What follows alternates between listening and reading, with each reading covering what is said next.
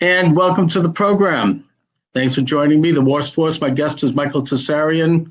He is an Irish author, researcher, and public speaker. Michael, thanks for joining me this afternoon. It's a great pleasure, Chuck. Thanks for the invitation. It's my honor. You're also the co-host of Unslaved, and I appreciate your having me on your show as well. Oh, that was a great day, and I've looked for it for almost half of the year. In summer of last year, I finished all of your 3 books, and I just couldn't wait to get you scheduled in. And actually, I still think of it as one of our best interviews.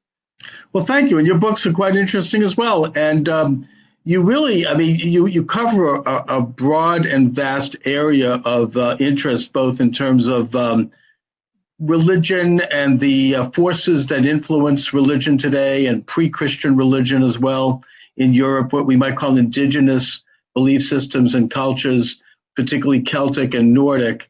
But also you talk about politics. And I want to talk a little bit about your background, how it is that what shaped you, what helped you arrive at the fascinating position you're in now with the kind of knowledge that you have.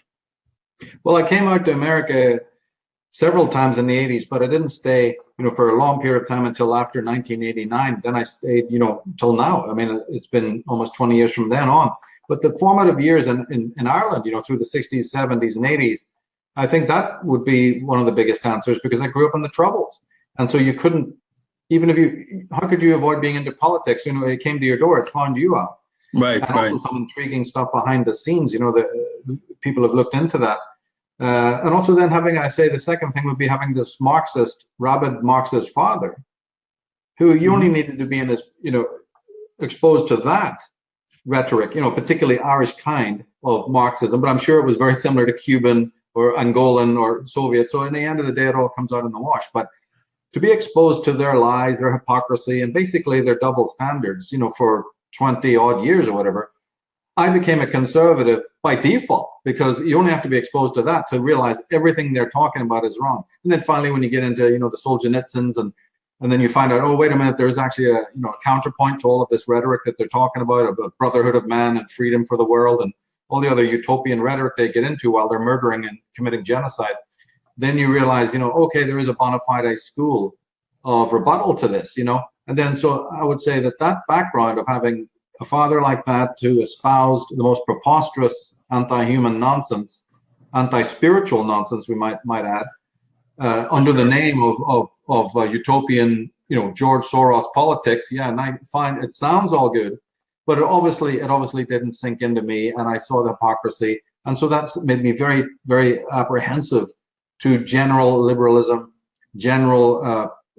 especially the more extreme radical right, left-wing politics. It made me, I was supposed conservative, not by choice, but almost by default. And then, it just snowballed from that point on. When I arrived back in America in the 90s, I took a more serious interest. But that was the background for sure. And also growing up in London a lot. I'm born in Ireland, grew up in Ireland, but spent a lot of time in London, surrounded by, foreigners, like from, Muslims. And it doesn't mean they're all evil or anything like that, far from that, but it did give me a big exposure as a young child to all these different ethnic groups. So when I speak about them, I can do so with authority, No, and I would say that my background is somewhat similar in that far left-wing relatives and friends and culture, very left Jewish secular atmosphere. And I've considered my broadcasting and my writing, and you probably feel the same way.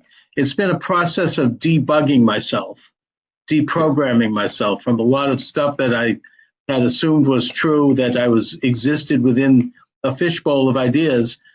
And that's one of the things that I like about doing media. I like interviewing people and writing books. And that was the original intent of the founding fathers of the United States when they codified the First Amendment in the Constitution. They actually they weren't having an amendment of free speech so people could go tell someone else they could go fuck themselves. It was there because they wanted people to explore power and ideas and influences on life, and to identify them and then expose them as the best salve toward maintaining sovereignty and freedom, because they understood that power is corrupting and that government is a necessary evil. You can see a lot of tracts amongst the founders that express that.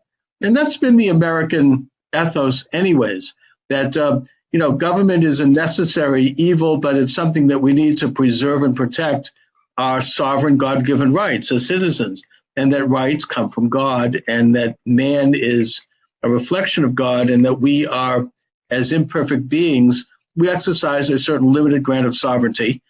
And in that context, the government is put in place by us, it's man-made, to preserve and protect that sovereignty. So, correct. Yeah, and again, the government has not been protecting us. You're right that this was in the minds of the founding fathers, who were very much, I don't think they were that political. I think they were quite, in their own way, spiritual and truly humanitarian. Words we use today that have lost their value. I really did think that they understood the magnificence of the project they were doing. And I think the original experiment was fine. See, I'm of the opinion that the original experiment was probably going to go okay, with pitfalls, but it was going to go okay until the Communist International, what we would refer to today as the Communist International, moved in. And it moved in courtesy of Britain, some secret societies in Britain, but also from Europe as well. Mm-hmm. In one way or another, through the CFR and different federal orgs, it got ensconced. It got ensconced maybe through the federal banks and so on. And so the experiment started to be nibbled away at, gradually. But the word went out. There was some of my great mentors within the conspiracy movement, people who, like myself, do believe there's a worldwide conspiracy. They were Christians. They kicked this. They had an awareness because they came out of wars. Remember, they came out of Vietnam and even the Second World War, and they weren't happy with what they saw when they came home.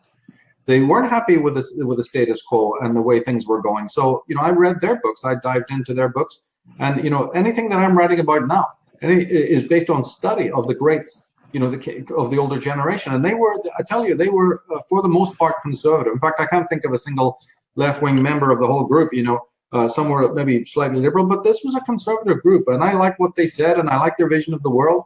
And when they even spoke about my country, Britain, they were speaking truly. So as a person who is, living and learning in America, I trusted these guys because their account of the British royal family, their account of the Second World War, and their account of other things that happened in British and European history was correct. So then and not every American would know that because they hadn't lived in Europe or Britain. I had, and I knew these men could be trusted because their accounts were absolutely genuine.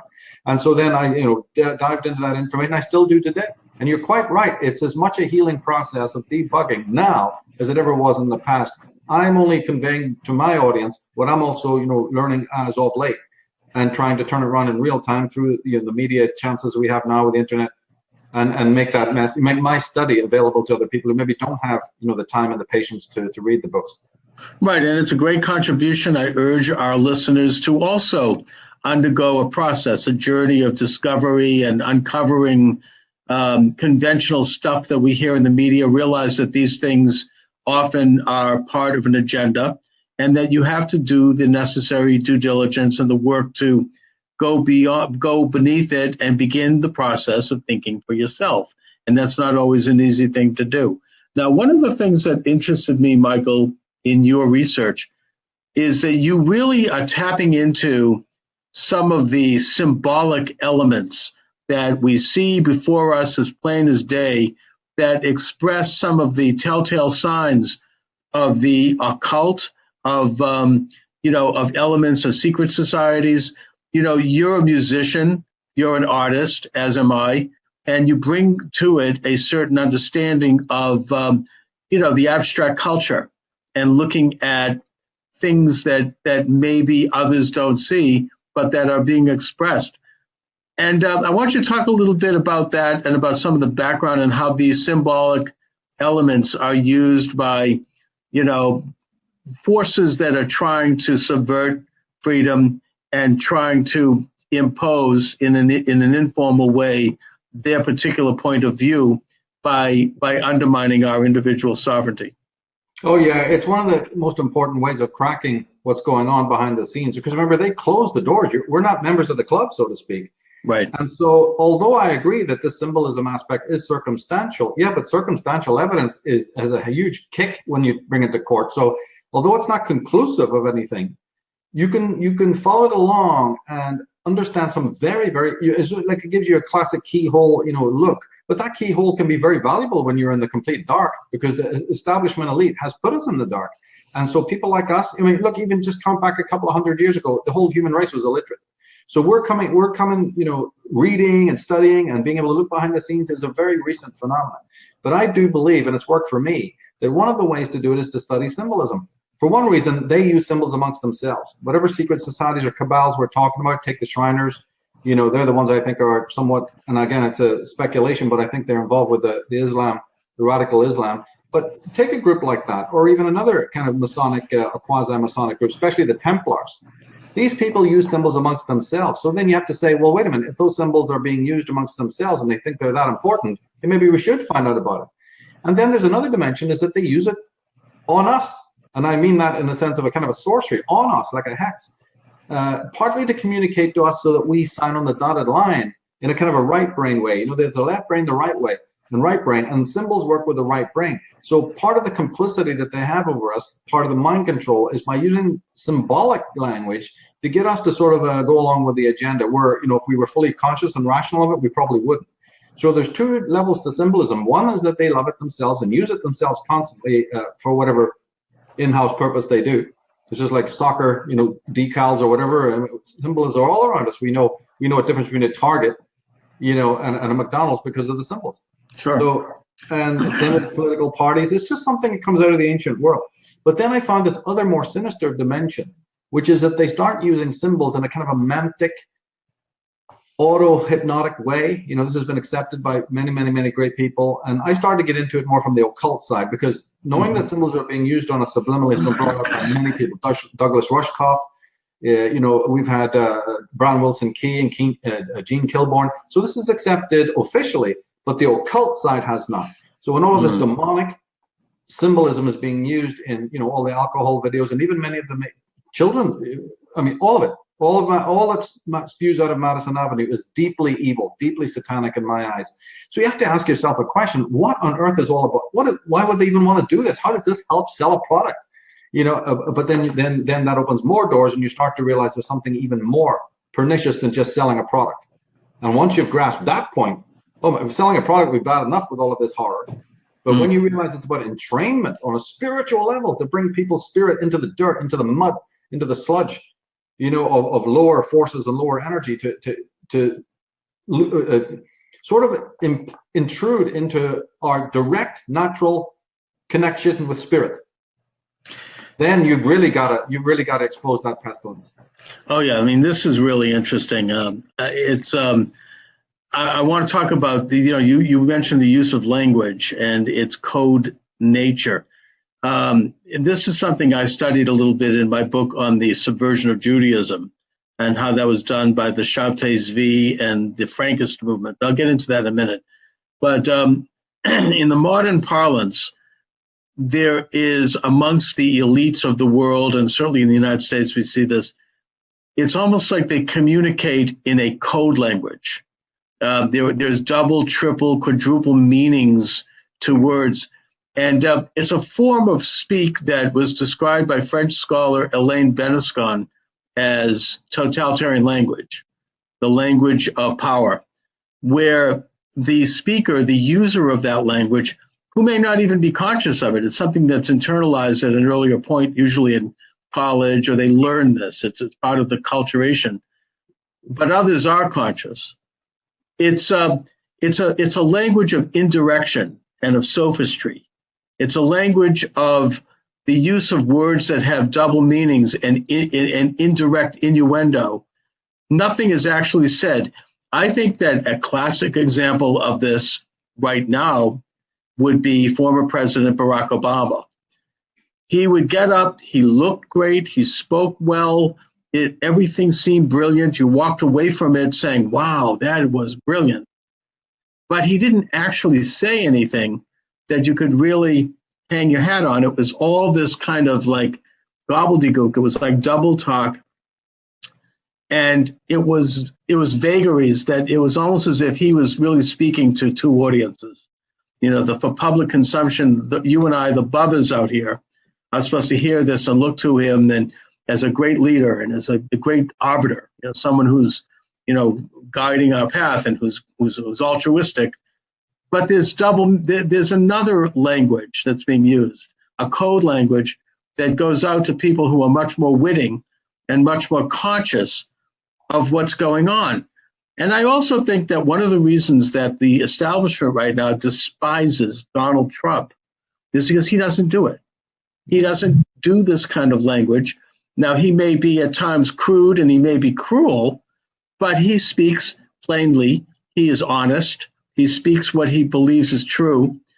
And, the rage against him for that, because he's exposing this nature of this false kind of paradigm, is extremely intense. I mean, I just saw over the newspaper just before I started this interview that you've got the establishment media now, people at CBS, people like David Muir and these big announcers who come on with all the blue lights flashing behind them and all the hypnotic, use of media, that they're blaming Trump for this murderer in Florida because of his culture, because of the, when in fact, I mean, I've also seen some other stuff that comes to me that the guy was one of them. I mean, he was connected to the Antifa Black Lives Matter movement. He was an Islamist, all that stuff, which I don't know what the truth is. The truth is probably somewhere in the middle, but I'm only bringing it up to point out that their hatred for Trump and their hatred for this challenge to their establishment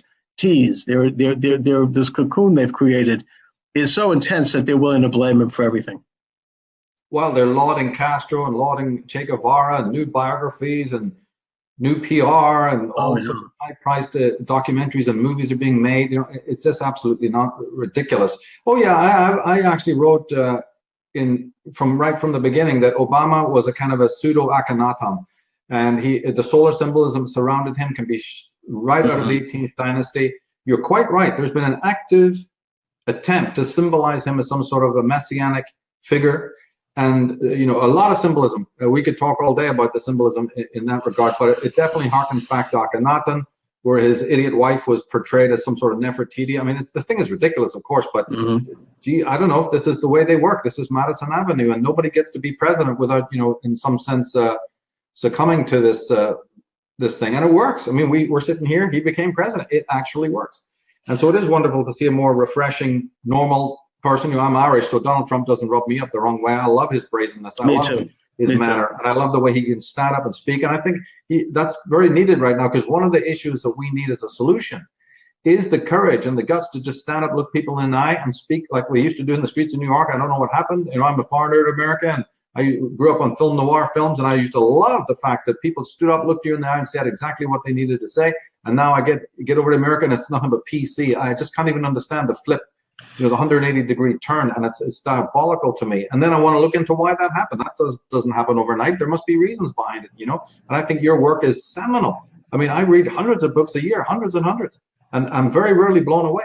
Your work, like you said earlier, about work that penetrates beneath the surface, maybe goes a little bit, into darker areas and connects some dots that other people are either too scared to link or just don't think are linked. You're one of the people who's linked some so important dots. I consider your work with some of the most important stuff of this millennium, actually, and that's why I'll do my bit to get it out. I really will. Yeah, the check's in the mail, Michael. Thank you. It's okay. I'm almost like interrupting my train of thought here. You mentioned the political correctness. That's just Marxist tyranny. That's an informal. That's totalitarianism. If there's one thing Trump's accomplished, is he's challenged that. That's an attempt to control every aspect of who we are. I mean, they want to control, like the Nazis did. They want to create a nanny state, a socialist state that controls as many aspects of the life of the citizen as possible. But this goes further. This is even worse in a way, because they're controlling not just our thoughts, but what we may think in the future. It projects, and they're putting us under a microscope. There was a professor at Harvard named Charles Pierce in the 1980s who actually developed this whole idea of microaggression, really radical Marxist guy. And the idea is that basically they're looking for a racist gene. They'll put you under a microscope. It literally means microaggression, to find something, and they only do it to people who don't genuflect to the left or who aren't politically correct at any given time. And that can at times mean liberals. So if you're liberal out there, you could be in the same crosshairs. If you do something that is a little bit off the reservation, all of a sudden the microscope comes out, the scientific jargon comes out, and science has been completely politicized, I'm sure, as you know. It's utterly a part of this kind of pseudo language.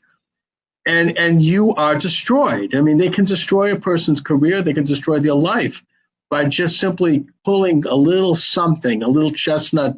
They might have said, like in 1963, they were at a conference and they looked this way instead of that way, and all of a sudden, they ring it up the flagpole and you're finished.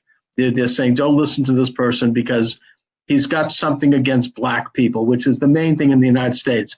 That's our weakness here. Every nation, it's a little different. They examine the culture and they find the Achilles heel and they attack on that. And of course, it's the big lie, as Lenin originally said, and that Hitler echoed. The use of the of a falsehood and then the magnifying of that to the point where, by using their minions in the means of communication, you can barely overcome it. But I want to talk a little bit about the history of this in modern times. You've written about, and we've talked about, the influence of the Bavarian Illuminati, which was established on May 1st, 1776, and how that began to corrupt and subvert European nation states and Christianity. In Judaism, I wrote about this in my History of the War Against Judaism. It started with this false messiah who it was in 1666, who was by the name of Shabtai Zvi. And he had a huge following. We would call him a rock star today. I mean, he was like traveling around with this entourage, and it was like there was a lot of orgies and all that stuff going on. And he was touted as the Messiah. This was the next coming. And the way he proved his messiahship was he desecrated the Torah at the Bema and subverted the laws of the Torah. That was why, because he was the Messiah, he could do this. And he had a lot of following in Europe, including among a lot of legitimate, well-meaning people who believed him, until he finally made his way to Constantinople, and the Sultan brought him into his presence and said, look, you have two choices. Either you renounce your messiahship and I'll let you be a doorman, or you declare your messiahship, in which case I'm going to kill you right now. So he renounced his messiahship, needless to say. And, a lot of legitimate people then realized that the guy was a phony and they dropped out. But there was a lingering secret society that developed that continued to espouse his doctrines of subversion and of, overthrow. And even in Turkey and in the Islamic world, or particularly in Turkey, they call it the Donme sect. But in Europe, it was called the Sabbateans. And they gave birth in the 1700s to one of their main proponents, this guy Jacob Frank, who continued this process. I mean, of subverting Jewish values and subverting the Jewish faith, and moving toward a secular faith and moving toward like a world religion. He would change his religion. He would become Catholic, and then he'd go back to Judaism. He'd become Protestant. I mean, Shabtai Zvi became Islamic. Then he went back, and with the idea being that we're all one. This kind of, it was a pre-communist thing that they would, create a one world religion, and that there was no such thing as objective moral values. Everything was whatever you wanted it to be. If you thought it was good, it was good. And this has really destroyed a large portion of Judaism. It really infiltrated it. And I see it in many of my Jewish co-religionists today. And I don't think they're conscious of it. But they don't believe in the Creator. They don't believe that the Torah is an immutable source of moral and ethical precepts, which the founding fathers of America believed. They don't believe it. For Christians, they don't believe in the divinity of Jesus anymore, who carried forth the precepts of the Torah for the world. And instead, they've replaced it with this kind of, I don't know what to call it, other than just this relativistic, amoral belief that man is supreme. And when you talk about the symbols of ancient times being used by these societies today to promote their beliefs, and you talk about Barack Obama as the great, glorious leader, this is exactly what the Lord God warned us about in the Torah when he talked about idol worship. This is not new. We think that that's over, but it's not over. It's here more than ever. The idea of the idol was that it was a false image, a false god, if you will, that was propped up by people behind it, imperfect people, who were pushing their agenda and who were putting the words into the mouth of the false god. I mean, that's what you have with a guy like Obama or any of these other people. They're kind of front men, they're idols that are put forth. I mean, here's an example of someone who was absolutely a nobody until all of a sudden he emerges like a phoenix out of nowhere and he's thrust into the presidency. And he was a tabula rasa. There was a blank slate there, which is usually the type they look for. And I think that describes what we're dealing with here. There's no sense of objective values. There's no sense that there's a divine source for truths and for morality. Everything is man-made for them. And thus they work toward the utopia. Yeah. And he's a Mason, and he did appear out of nowhere. And the bizarre thing is that they seem to profess atheism on one level, but then they're Masons with another. So you're right; they change hats for different occasions. But the synagogue of Satan, should be known to all Jews. I mean, it should be right in there that they understand that the Sanhedrin crucified Jesus, that they were in collusion with the Romans, some of them. So this should not be new. It's only new to people who haven't studied their own history. That's right. These Sabbateans and people like that have corrupted Judaism. They got a few of the families on their side, not everyone. They had many exposers as well. But they were able to seduce some of the wealthiest families within Judaism. The Templars were able to seduce some of the richest families within Christianity to their side, And these dynastic rivalries and allegiances, they do happen. And I believe that some of these Sabbateans you're talking about, these Frankists, are still around.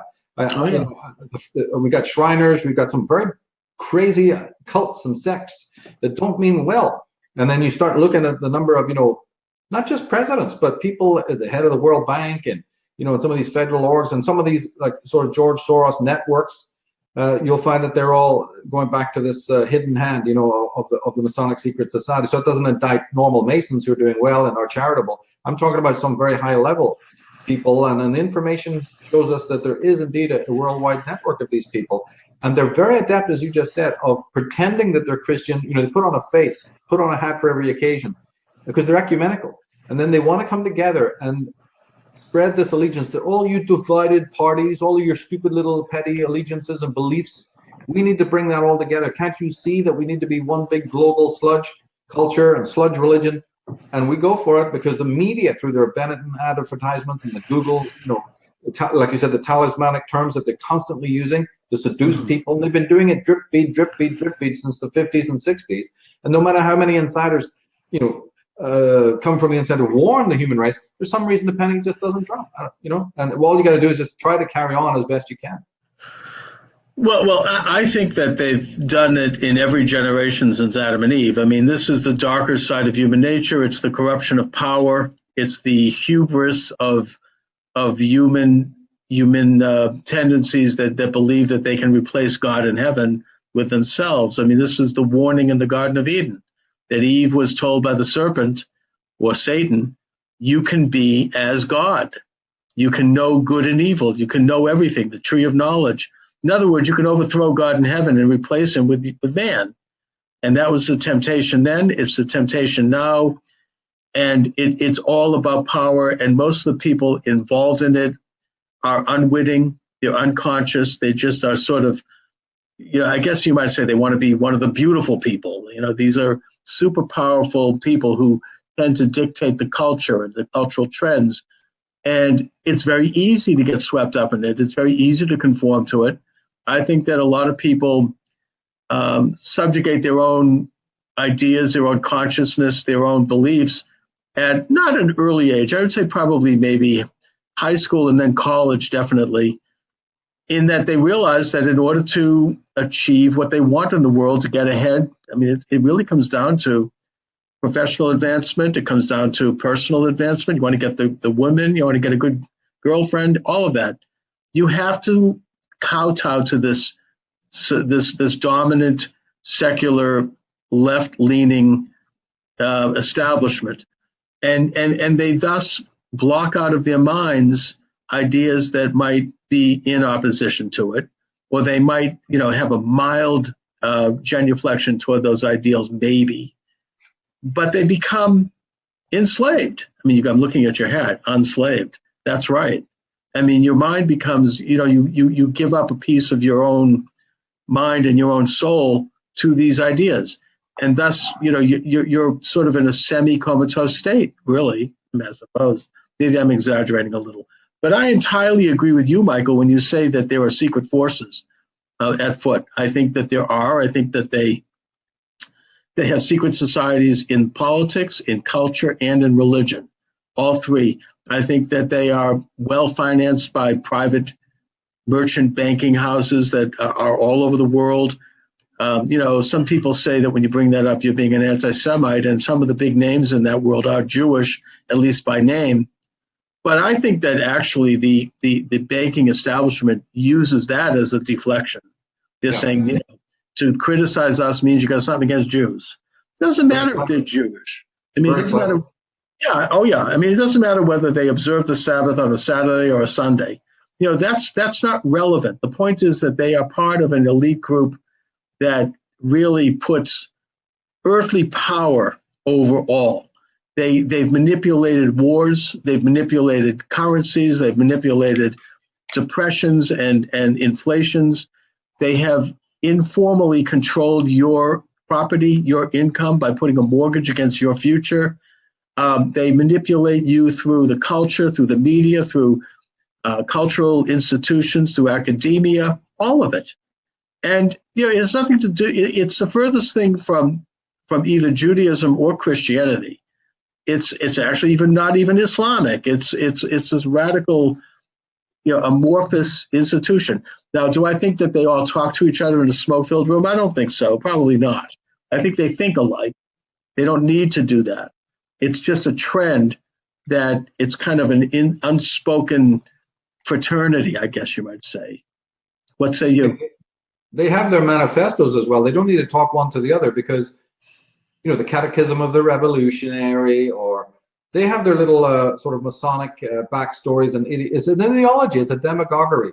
And as you say, it's based in some of the lower aspects of human nature. So this is partly remote control, where you just cater to some of the lower appetites, and the need for people like my father who want to stamp their feet, to order people around, but to do it in the name of the people, and basically it's vanity, it's ego, it's massive egotism of an intellectual type, of some sort of members of the club.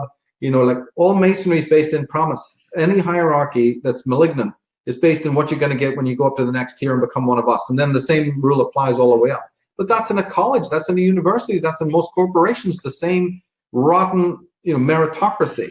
But it's not a healthy meritocracy. It's like you said earlier on, it's about, you'll never be lonely as long as you side with our ideology. Then it's all going to work for you. Then you're going to be carried through the streets. How dare you ostracize yourself from this just because of some logic that you have, or some rationality? We're going to penalize you in every possible way, and unfortunately, you are right, it is getting worse. They're able to penalize you now, right from the courts. They get the psychiatric, my great hero Wilhelm Reich was locked up and basically died in a federal stockade, only for healing people. Well, there you are. And the list goes on and on. That's right. Ezra Pound was another one. He was kept at St. Elizabeth's Hospital for the last 30 years of his life. Exactly. All he was trying to do was expose a few bankers and the duplicity of FDR, But see, there is a certain amount of not only parchment idolatry, but there's also this heroic thing. We talked about Obama as the most classic, obvious example. But it's also, they use that as well, because we love heroes. Heroes are great.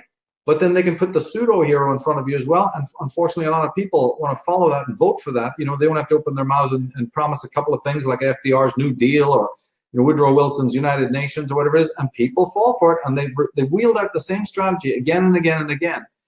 And what they want to do is nucleate these nationalistic and racial differences, which are healthy and organic and natural. And there's no evil in them at all. But they want to make it look like it is. These Frankfurt School people have sat around and planned it out. They're very, very, very clever about the way they approach it. And they want to have duplicitous, money-grubbing, evil men, getting up. That's what a malignant hierarchy is. It filters out good people. That's what its job is, so that only the scum reaches the top, and then we wonder why our world is surrounded in these evil people. It's because there's an actual, meritocracy, a completely organized strategy to make sure that if you've got morals, and you're introspective and contemplative and spiritual, that's it. You won't even get past the university grade. They're already going to police you out because they're going to read those papers you're writing.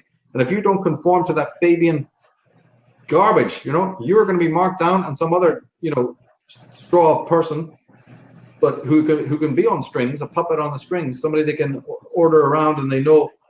And then, of course, that's why we know there's this whole thing about pedophilia. Yeah, because they want people who have these peccadillos, so that it's the classic ops, black ops, where they film you or they have you on tape, and then you're in their power forever.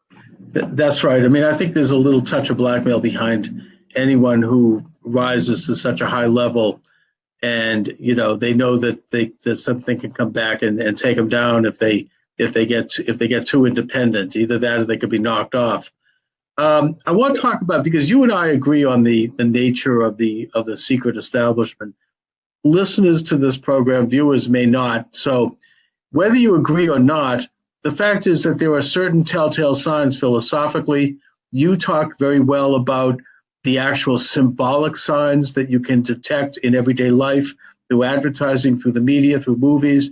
And it's a really fascinating subject. We should do a whole show on that. But I want to talk about some of the ideas and the memes, if you will, that are telltale signs of this. You made reference to your Marxist father, and I think of my own Marxist relatives and friends that I've known over the years.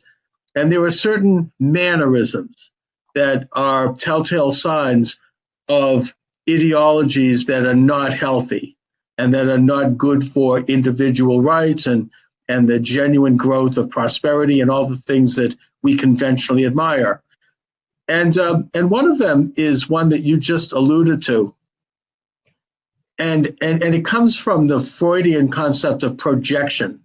In other words, what they are, they will project onto their opponents and try to say, and I think that many of them even do this unwittingly. And the projection that I want to bring up here is the idea of this incredible righteousness, this holier than thou attitude that permeates everything that they do and say. You can even see it on their faces and on their visible. I mean, a good example, we could mention hundreds of examples. I think of Hillary Clinton for some reason. This smirk, this kind of like ironed into her features, that of looking out at the rest of us. These people wake up in the morning and it's like they think they're on the top of Mount Sinai coming down to deliver the truth to everybody. The great gift of nature. It gets into this incredible self-righteousness. Now, they like to say that Christians are like that, but they're not. True believing Christians are people who question. Judaism is based on the idea of questioning, not having these hard-bound, ideas. It's a process of developing knowledge, and it's a humbling process. It's not this kind of incredible, blinding arrogance that they display, this absolute certainty when they speak. It's a style of viewing things that I think that most of us who are honest will notice that. Now, whether or not they're part of an Illuminati, okay, I get it. Most people don't want to think about that. Maybe they're not. But the fact is, we can see things that are visible to us in memes and in attitudes that they express, and they are not healthy. They're not good for them, but they're not certainly good for us and good for freedom. Would you talk a little bit on some of these characteristics that you've noticed? Well, it's a form of psychopathy. Remember, the insider smile, the self-righteousness, it made me squirm. It's one of the things, because remember, I didn't have the intellectual ability when I grew up, listening to him every Saturday night with his pals, sitting around drinking themselves to death and talking about the rights of man while they go home and beat their wives and all the rest of it. So it was squirm. It was just a repulsion, right, that I had that just said, there's something seriously wrong with this, and I'm going to work out what it is. But you nailed it when you talked about the intellectual arrogance, because the most towering thing that I saw in him and all of his chums, these are little men. They're not giants like Ezra Pound and Solzhenitsyn and all. They're little men, and yet that it's just the demagoguery is basically the way to look at it. And you give a little man some power. Instead of one stripe, he's got three. Shit, he'll murder and he'll kill your enemies for you, and he'll wave your flag and he'll have that little red book and he'll profess Maoism. To the half of his own brain doesn't even understand what it's all about. So the way that I work is to become more knowledgeable about their own subject than they are. And this involves the symbolism, because some of the people who use the symbolism, or let's say some of the people who are susceptible to it, aren't aware that they are. So when you point out on a dollar bill or at a Masonic temple in Washington D.C. or the great Senate halls, or these other Capitol buildings or whatever, when you show people this isn't just decorative, this is a language, then they have to believe the evidence of their own eyes. And believe me, that works way better than sitting down and browbeating them with a bunch of stuff from the Constitution or the Bill of Rights. That they checked out of that when they left school. They said, never again do I want to know anything. So you've got to have a different tack. So I turn to the TV shows. I turn to the documentaries and the media, not just what's on the content, but the way the content comes across. The medium is the message, right? And the way light is being used. Illuminati, you want to prove the Illuminati? It's easy. But it doesn't come in look words. at the back of the dollar bill. People think it's done. It's not done encyclopedically. It's done symbolically. I mean, I did a program with somebody. I forget who it was, but we took out a dollar bill and we looked at the back and we looked at the seal, which was put on there in the 1930s, by the way, by Vice President Wallace. Henry Wallace was a avowed Marxist and who was an occultist who believed in this. He had like a guru, the Warwick, I think it was. Yeah. And that was the first time the American people actually saw that seal.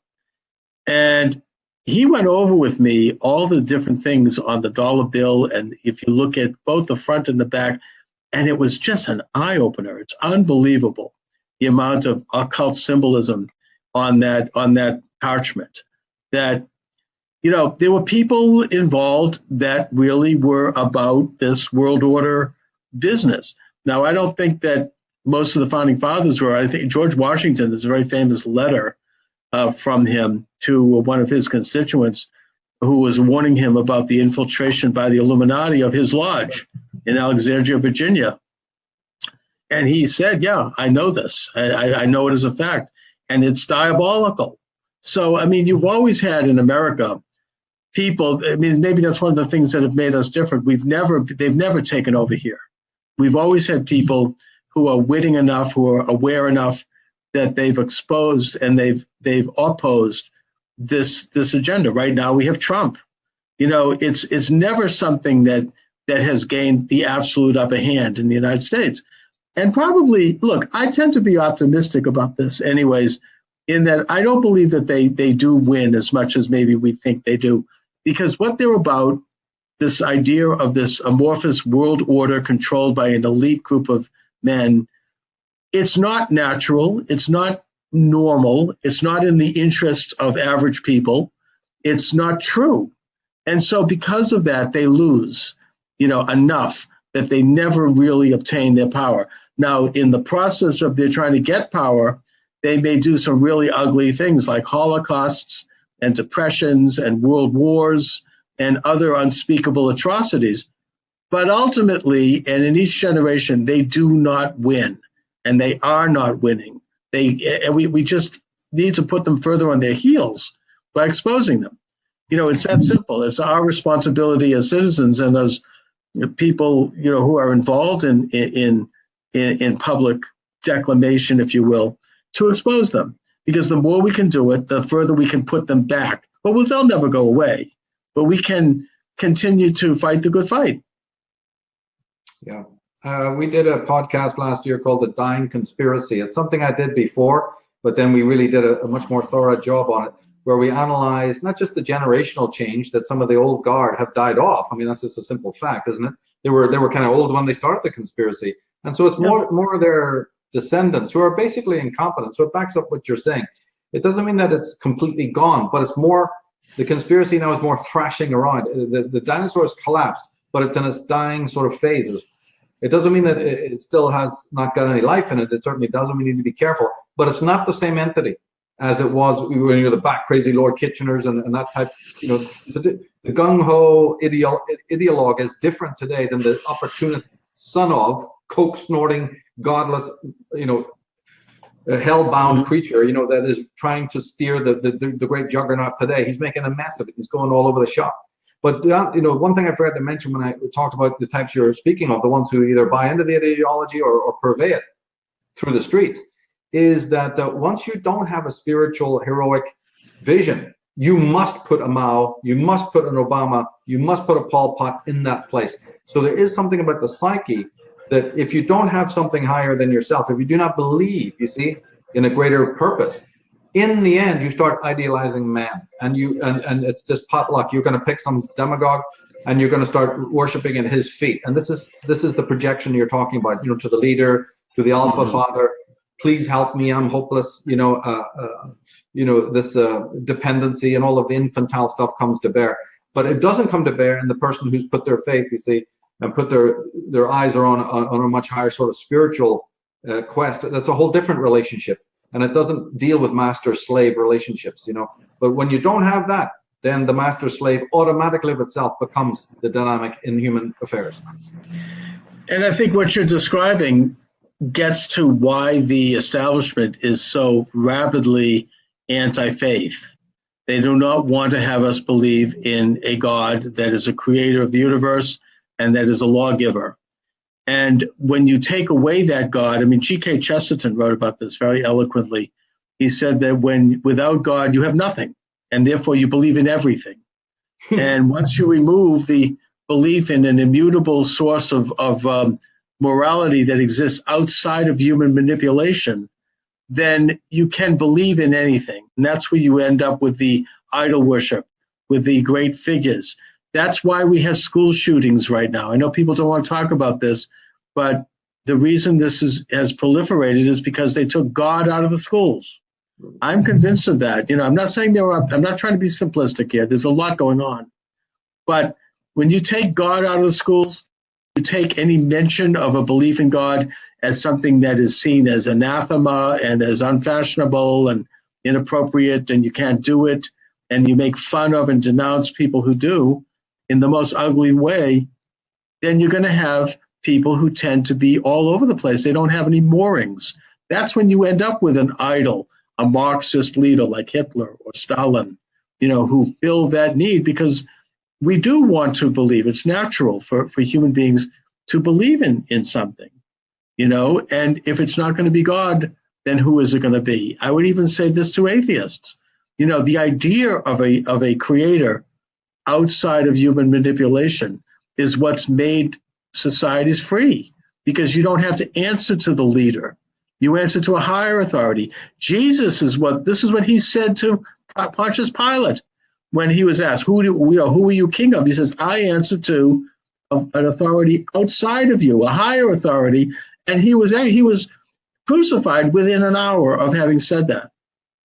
It was one of the first times that a human being, whether you believe Jesus was divine or not, let's put that aside, but he stood up to the most powerful secular force in the world, the Roman Empire, as one man saying, no, I don't answer to you. I answer to a higher authority. And that's what they hate, and that's what they despise. That's why they hate Christianity. That's why they hate faith in an immutable set of principles that they can't control and that they can't manipulate. I think people can even prove what you said. Was there any school shootings before the 1970s? Before all of this liberalism came in? No, there wasn't. And prayer in school was banned in 1963. So that was the beginning of it. Yeah. That there was no more reference to God. There was no more reference to prayer. That's an interesting subject. I actually did a show on a book by an author who pointed out that it was brought by this atheist, Madeline Murray O'Hare. Her son now does interviews. He's become Christian, but it was also very unconstitutional in that it was the rights of the states to dictate things like prayer in school, not the federal government. So it played several roles for the establishment. It was a usurpation of power into the hands of a federal unelected bureau, namely the Supreme Court. And it also removed one of their biggest enemies, and that is believing God, from children. So we have children now who they don't have any strong core sense of belief. And those children are now adults, and their children are the ones who are doing this. Yeah.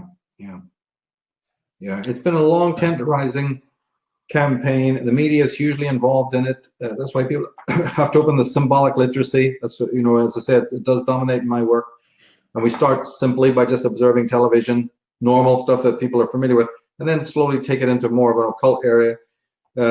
you know, on my female Illuminati site, I got 2 articles there that go into heavily duty the Masonic symbolism and how some of it hybridizes. See, it is Masonic, but they have a beautiful, you know, they put Madison Avenue guys on it, and then they soften it, and it turns up on products. It turns up more in the ubiquitous media. But you can easily see that these suns and these pyramids and these other pentagrams and some of these other symbols, you know, and it's important to know about them. A lot of people see symbols every day they don't think are actually Masonic or secret society symbolism. So I make sure that I try to put as many of the symbols there, you know, then they understand what they are. And even some religious symbolism is misused, because remember, all of this evil is the misrepresentation of that which is sacred. So evil creates nothing of its own. It can't. Evil is uncreated. It can only bend out of shape that which has been created by spiritual people and spiritual forces. It takes it and it sort of misconstrues it. So a great deal of what we're looking at only has a lure for us. Our hands only move towards it because the spirit sees something spiritual in it, and that's the trap. So in order to break that, you know, entrainment, in order to break it, to not be fooled by what they're doing, you have to really get into the symbolism aspect, because then you can take back those, you know, you can understand the origin of these symbols, and you understand that they were basically spiritual in nature, and then they can't be used in this debauched way, you know, to pull your energy down, to over-sexualize the children, and to just basically train the mind. You know, I mean, it's just a situation of master and slave. But master and slave has no place in love. Love does not have slaves below or masters above. Love is freedom. And unfortunately, you know, these simple precepts have been lost, you know, in our modern world. Well, they don't believe in love. They believe in unwinged eros. And you have, you know, as you say, like the destruction of the innocence of children. In a moral society, we protect the innocence of our children. You know, we make sure that they reach an age of maturity where they can understand these things. You know, it's that's gone out the window. And I think that your work on symbolism is really, really fascinating, and something that I'm glad that you're writing books on it. It's an extraordinary subject, one that deserves a lot of amplification. I mean, we should all be kind of aware of this and aware of what we're looking at in the course of a day. You know, just walking around in our cities and looking at advertising and logos and all the rest. Now, Michael, you've done some work recently on what you've referred to as a corruption of the Vatican and the Roman Catholic Church. Now, I'm not Catholic, but I've always looked to the Catholic Church, like a lot of people do who are more conservative, as is somewhat of a beacon of morality. They have a standard. I want them to be who they are. I want the Catholics to be Catholic. I don't like this particular Pope because I don't think he's as Catholic as I want the Pope to be a Catholic, you know. What's going on with them? Well, you're right. And it's not really even the Catholic Church that I'm indicting. One has to use familiar terms. It's really the College of Cardinals. It's really a kind of a coterie. Remember we said earlier that these internationals and these Sabbatean sects have hidden behind all of the different masks of Christianity and you know, Protestantism and Judaism and even Islam. Well, how can we leave out the Vatican? The Vatican is a hive of secret societies, most of which people do not know about. A lot of it funded from Switzerland and from Belgium, you know, for the black nobility, and particularly the Templars.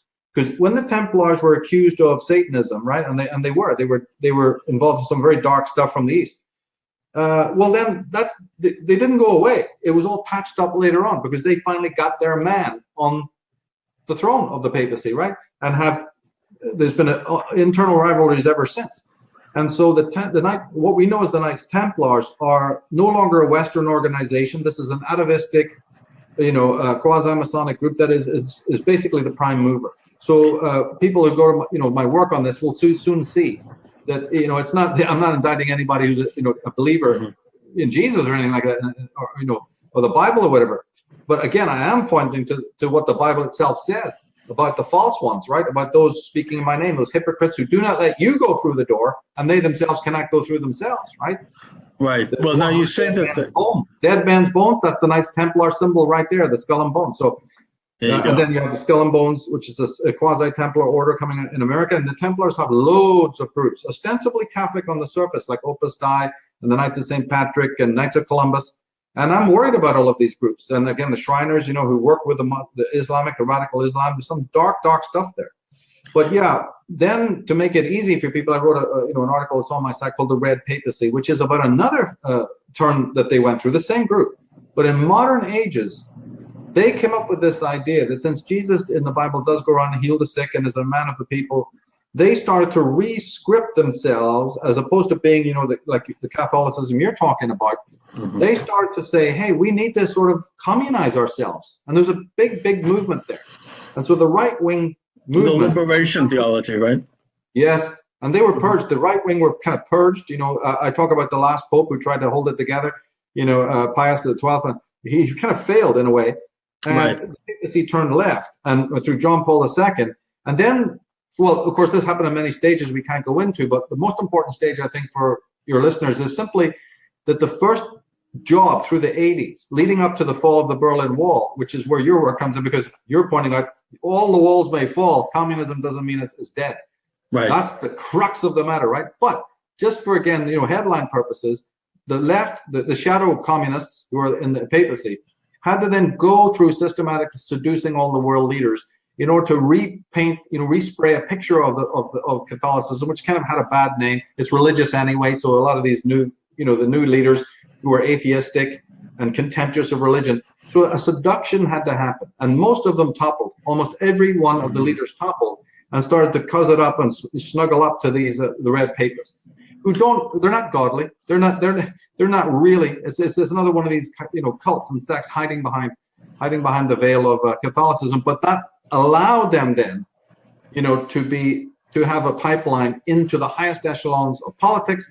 And I believe then that the United Nations and some of the other orgs are actually their creation. They're leviathans created by this shadowy red papacy. So I do write on that. But believe me, and I'll say again as a disclaimer, this is by no means to be taken by ordinary Catholics as some sort of criticism of them and their beliefs. In fact, it's a fifth column, a Trojan horse that we have to be aware, that's working in the name of Catholicism, right? But has no such ultimate agenda. It's just another globalist mindset that is very, very powerful, but very sinister. And it's also very difficult for any of us to really analyze these things because they're secret. We're talking about secret societies, and yeah, they're secret. So we can't know really a lot of it. We can get little hints from people who occasionally have a pang of conscience and then they turn on them and expose it, or there are other things we can do. But ultimately, we can't know. Now, you talked about the Knights Templar getting their man into the papacy. Who was that? Well, it's happened several times, but the first one was back in Boniface. Oh, I don't. It's the Boniface II. Maybe I'll have to look that up. Okay. All right. Yeah. But they've had their men, and it was quite a wrangle. It wasn't easy. And see, all of these groups, Knights Hospitallers, Templars, whoever, they've all had their internecine rivalries, even within, Christianity. And the Templars were banned, by the bishops, right? And by Constantine and all of these people. They were, not Constantine, but they fell foul of the papacy at a later. Yeah, and King Philip of France. They were the bankers of the Vatican, weren't they? They right. were the traders. They started with the Crusades, and then they worked their way into various trading in the Mediterranean. Oh yeah, multimillionaires. Multimillionaires. They were the first lenders of money, the first bankers, exactly, and also shippers. Transporting spices and goods all over the world. But they also had a lot of ways of.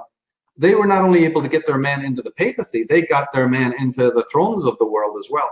And right. So there was already a corruption from that point on. But then there's that famous story about the Templar treasure, where did it go, and the suppression happened, and Jacques de Molay and all of that. So I get into all of that, to show you what, again, my theories is, when it comes to the papacy, I rely largely on the works of an insider, Averell Manhattan, who was one of the most amazing, journalists and writers, and a person who had contacts, as you quite rightly said. If you have the contacts within who leak information because they have a conscience, then you need somebody like the great Averell Manhattan, who then collates that. There's been others who've done this, both in an American context and a European context.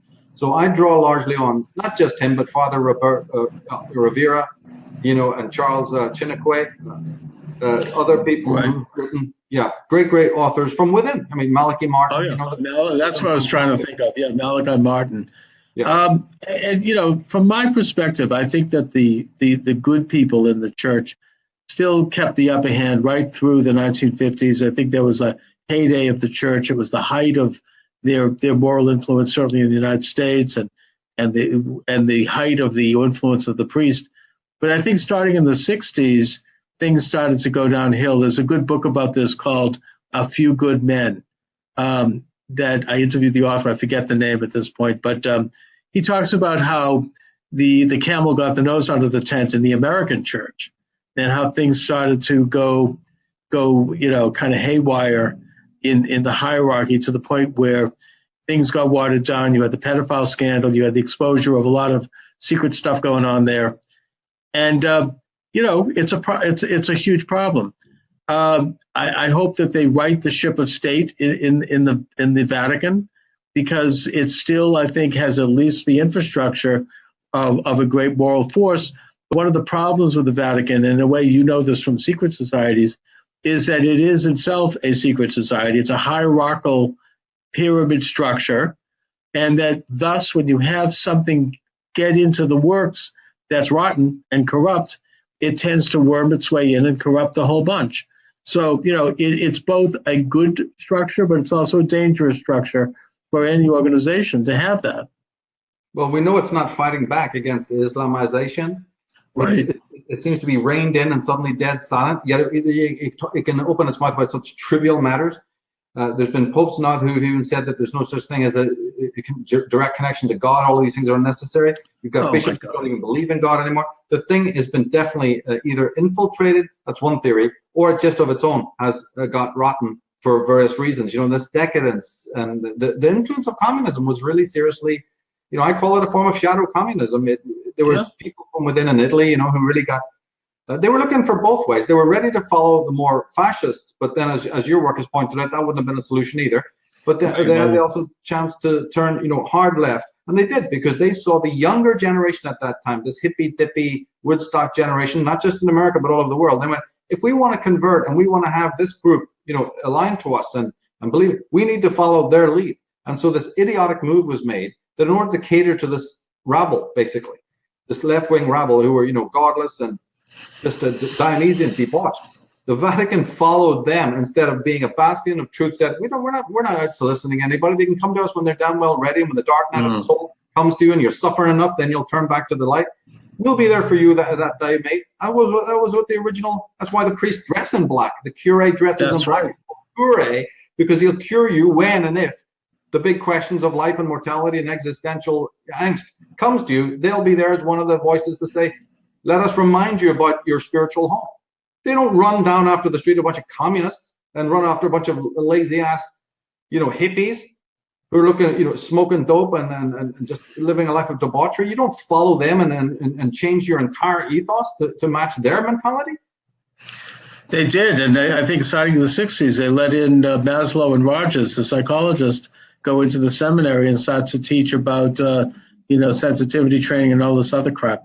Anyways, Michael, we're reaching toward the end of the program, so I want to thank you very profusely for joining me. It's been a really interesting conversation. Would like to do more of it.